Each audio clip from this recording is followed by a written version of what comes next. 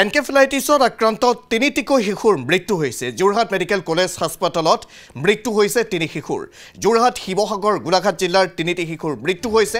চিকিৎসাধীন অৱস্থাত মৃত্যু ঘটে শিশু তিনিটিৰ। এই তথ্য ইতিমধ্যে সদৰি কৰিছে যোৰহাট মেডিকেল কলেজ হাস্পাতালৰ অধীক্ষক মানৱজ্যোতি বুঢ়াগোহাঁয়ে।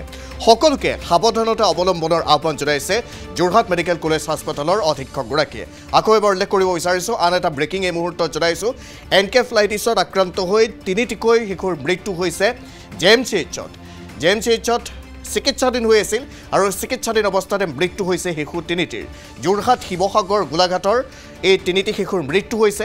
চিকিৎসাধীন অৱস্থাত আছিল আৰু তেতিয়াই মৃত্যু হোৱাৰ তথ্য সদৰি কৰিছে জেএমচিএইচৰ অধীক্ষকগৰাকীয়ে। যোৰহাটৰ সাংবাদিক প্ৰিয়ংকা সেনাপতিৰ সৈতে এই মুহূৰ্তত ফোনযোগে সংযুক্ত হৈছোঁ। প্ৰিয়ংকা, অত্যন্ত এটা উদ্বেগৰ খবৰ, কাৰণ ৰাজ্যত অতি ভয়ংকৰভাৱে এনকেফেলাইটিছত আক্ৰান্ত ৰোগীৰ সংখ্যা বৃদ্ধি পোৱা দেখিবলৈ পোৱা গৈছে। ঠাই বিশেষে এনকেফেলাইটিছে ভয়ংকৰ ৰূপ ধাৰণ কৰিছে। এতিয়া কথাটো হৈছে, যিহেতু তিনিটি শিশুৰ মৃত্যু হৈছে জেএমচিএইচত, অধীক্ষকগৰাকীয়ে কি তথ্য উল্লেখ কৰিছে, সজাগ হ'বলৈ ৰাইজক কেনেধৰণে আহ্বান জনাইছে, এই সময়ছোৱাত কি কৰিব লাগে বা কেনেধৰণে থাকিব লাগে, জেএমচিএইচৰ অধীক্ষকগৰাকীয়ে সাধাৰণ ৰাইজক কেনেধৰণৰ পৰামৰ্শ দিছিল আপোনাৰ সন্মুখত, সবিশেষ আপোনাৰ পৰা জানিম। প্ৰিয়ংকা।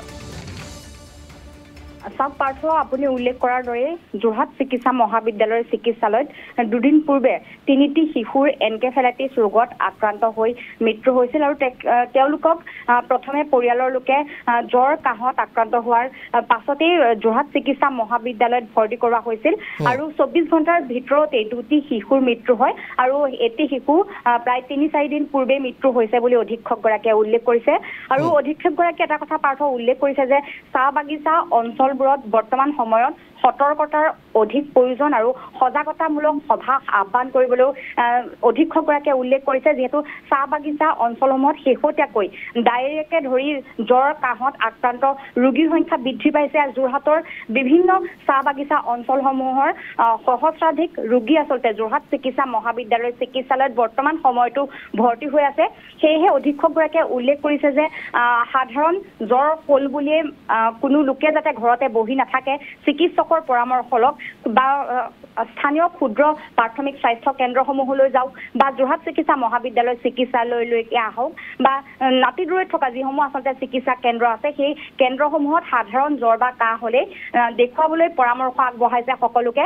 আৰু চাহ বাগিচা অঞ্চলসমূহত বৰ্তমান সময়ত অধিক সাৱধানতা অৱলম্বন কৰিব লাগে বুলিও চিকিৎসকগৰাকীয়ে উল্লেখ কৰিছে। আৰু শেহতীয়াকৈ এনকেফেলাইটিছ ৰোগত যোৰহাট চিকিৎসা মহাবিদ্যালয়ত যিহেতু তিনিটি শিশুৰ মৃত্যু হ'ল, ইয়াৰে এজন শিশু যোৰহাটৰ হেঙালবাৰী চাহ বাগিচা অঞ্চলৰ, এই অঞ্চলটো তিতাবৰ অন্তৰ্গত, আৰু আনটো শিশু শিৱসাগৰ। প্ৰিয়ংকা, কিমান বয়সৰ আছিল শিশু তিনিটি? অধীক্ষকগৰাকীয়ে উল্লেখ কৰা অনুসৰি পাৰ্থ আটাইকেইটা শিশুৱে 5 বছৰৰ তলৰ বুলি উল্লেখ কৰিছে। আৰু ইয়াৰে এটি বোকাখাটৰ টেপুজানৰ বুলিও অধীক্ষকগৰাকীয়ে উল্লেখ কৰিছে। আৰু সকলোকে আচলতে অধিক সজাগ আৰু সাৱধানতা অৱলম্বন কৰিবলৈ আহ্বান জনাইছে, কিয়নো সাধাৰণ জ্বৰ কাহ বুলি ঘৰতে বহি নাথাকি চিকিৎসকৰ পৰামৰ্শ ল'বলৈ আহ্বান জনাইছে। ধন্যবাদ জ্ঞাপন কৰিছোঁ প্ৰিয়ংকা সেনাপতি সবিশেষ তথ্যখিনি জনোৱাৰ বাবে।